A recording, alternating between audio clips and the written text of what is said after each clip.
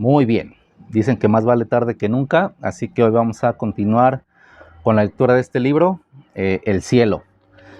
Hoy vamos a leer una porción de este libro que se titula El infierno, la terrible alternativa al cielo. El capítulo pasado, la lectura pasada también fue acerca del infierno y hoy vamos a continuar con este tema. Dice, el infierno es un lugar de castigo designado para Satanás y sus ángeles caídos, según Mateo 25. Sin embargo, también será habitado por gente que no ha recibido el don de Dios, de la redención en Cristo, según Apocalipsis 20.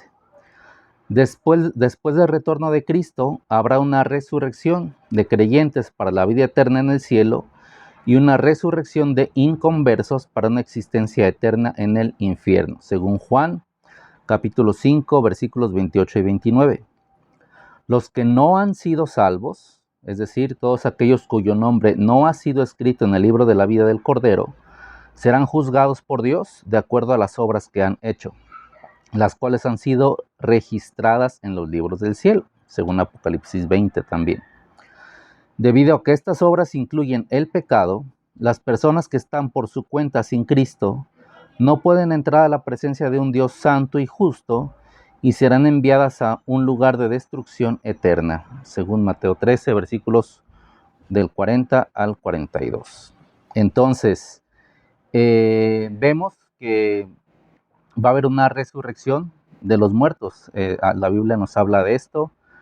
El cuerpo muere, pero el alma no.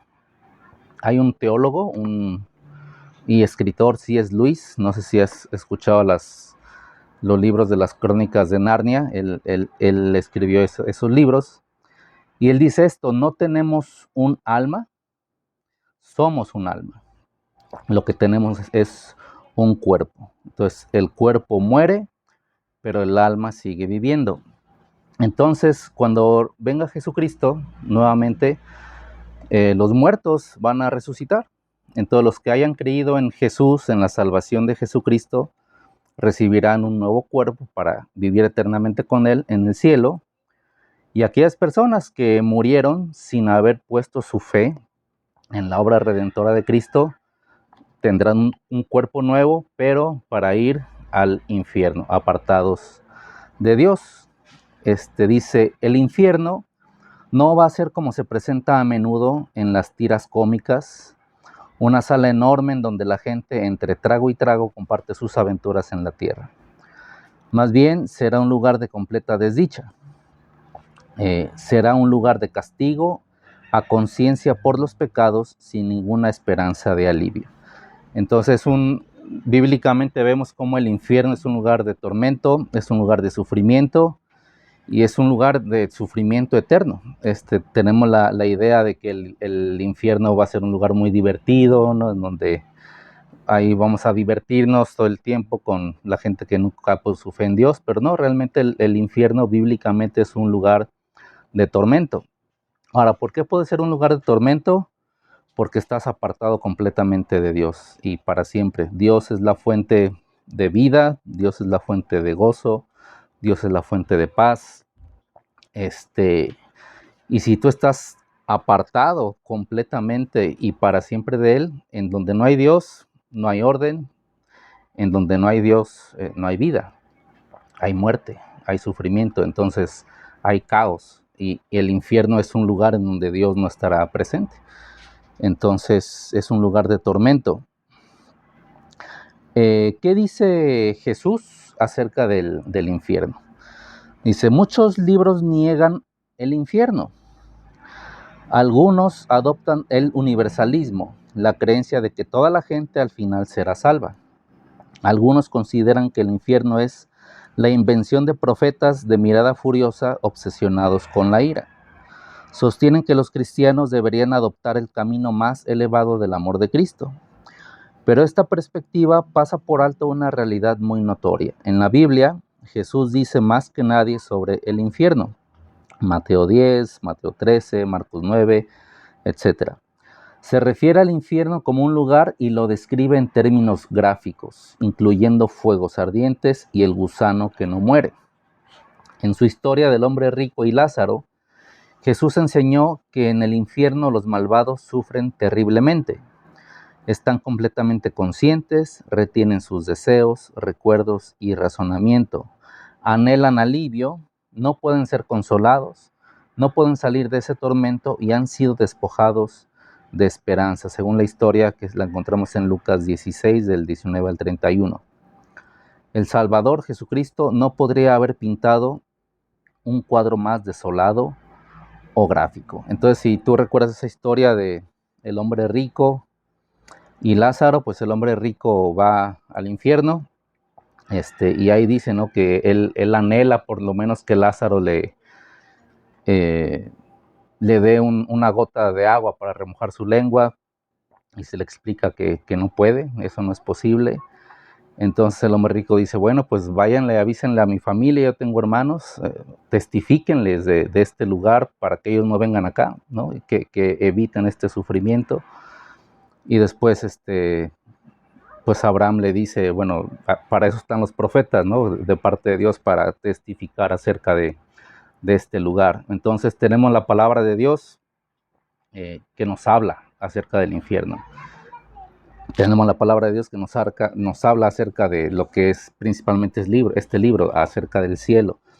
Y tenemos la palabra de Dios que nos habla acerca de Jesucristo, que es nuestro Salvador. ¿Y de qué nos salva? Pues del infierno, precisamente del juicio de Dios.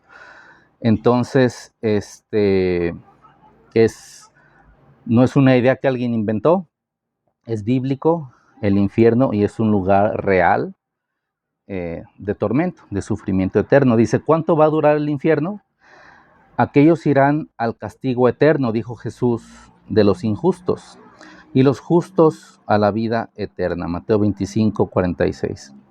Aquí en la misma frase, Cristo usa la misma palabra traducida eternos para describir la duración de ambos, tanto del cielo como del infierno.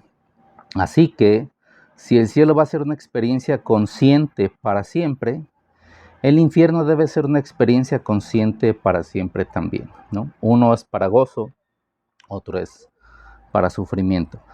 La doctrina del infierno no es una maquinación clérica medieval para asustar a la gente para que le dé dinero a la iglesia. Es el juicio deliberado de Cristo sobre el pecado. No podemos repudiar al infierno sin repudiar a la vez a Cristo. Entonces es una idea de Dios mismo que exista el infierno. Es un lugar que Él destinó para Satanás, para los ángeles de Satanás, para los seguidores de Satanás. Y como he dicho en otros videos, y es hasta una idea lógica para mí, si Dios nos ofrece la vida eterna, si Dios nos ofrece el ser reconciliados con Él por medio de Jesucristo, pero yo rechazo esa oferta que Dios me da, bueno, Dios ha designado un lugar para mí, que he rechazado la salvación de Cristo, y ese lugar es el infierno, un lugar en donde estarás separado de Dios completamente. Pero esa no es la voluntad de Dios. La voluntad de Dios es que tú aceptes el perdón de pecados, que tú aceptes la reconciliación con Él, y que tú aceptes el don, el regalo de la vida eterna que Él da. ¿Sale? Entonces es una enseñanza bíblica. El infierno no tenemos por qué maquillarla o minimizarla o evadirla, sino que es algo de lo que tenemos que hablar también. Dice, Dios nos ama lo suficiente como para decirnos la verdad. Hay dos destinos eternos, no uno, y debemos elegir la senda correcta si vamos a ir al cielo. No todos los caminos conducen al cielo, solo uno lo hace, Jesucristo. Él dijo, nadie llega al Padre sino por mí, en Juan 14:6. Todos los demás caminos llevan al infierno. Lo que está en juego en la elección entre el cielo y el infierno causará que apreciemos al cielo de maneras más profundas, nunca dándolo por sentado y siempre alabando a Dios por su gracia, que nos libra de lo que merecemos y nos concede para siempre lo que no merecemos. Entonces, esta frase, como termina esta parte de aquí, me gusta, ¿no? Porque cuando valoramos de dónde nos libra Dios al poner nuestra fe en Él, cuando Él nos convence, realmente nunca Dios nos va a salvar por el miedo, ¿no? De tal vez del infierno, sino que Dios nos convence realmente de nuestra situación sin Él, somos hombres pecadores. Y no nos podemos reconciliar con Dios a base de nuestras propias obras. Yo no le puedo decir a Dios, sabes que yo hice más cosas buenas que malas. ¿Por qué? Porque dentro de esas cosas, de todos modos, hay pecado, o sea, hay cosas malas, de todos modos. Y Dios es un Dios santo, puro, perfecto, que no tiene comunión con el pecado. Entonces, en todos nosotros hay pecado. Y lo que mereceríamos realmente, y por eso el capítulo pasado se llamaba Nuestro Destino Automático, es el infierno. ¿Por qué? Porque hay pecado en todos nosotros. Pero cuando valoramos lo que Dios hizo, que su Hijo, Dios Hijo, se hizo hombre para morir para el perdón de esos pecados y librarme de la condenación eterna, librarme del sufrimiento eterno, librarme de este lugar que es real, llamado infierno, entonces yo puedo valorar más la salvación que Dios me da. Entonces yo puedo anhelar más también el conocer el destino que Él ha preparado para mí, que es el cielo, y no dar por sentado, como muchas personas piensan, que bueno, pues todos vamos al cielo, porque no es la verdad. Entonces, queremos apreciar lo que Dios ha hecho en su salvación, queremos apreciar el trabajo de redención que Jesucristo hizo, y para poder apreciarlo tenemos que hablar de ambas cosas, del cielo y del infierno. Entonces, Dios, por su gracia, nos ha librado al poner nuestra fe en Jesús de este lugar de tormento.